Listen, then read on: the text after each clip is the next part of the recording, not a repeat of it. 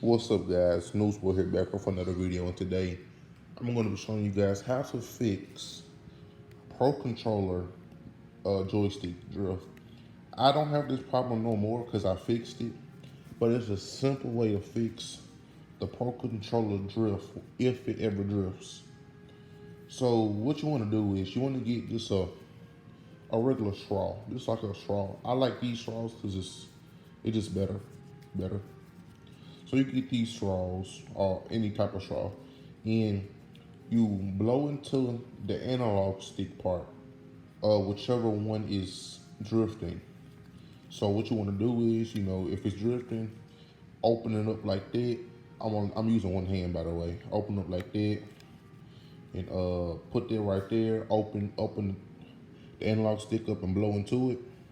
And what that does is it blows the dust away from the drift part.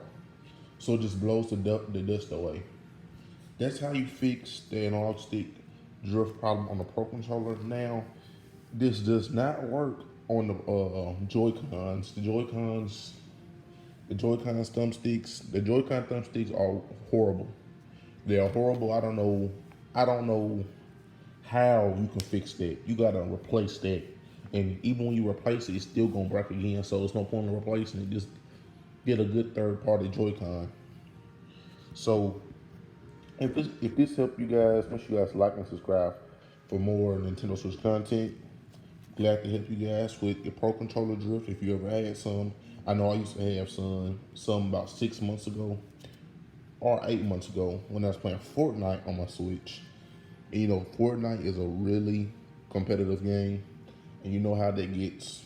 Puts a lot of strain in the analogs, definitely on Joy-Cons. So if this helped, make sure you guys like and subscribe for more Nintendo Switch content.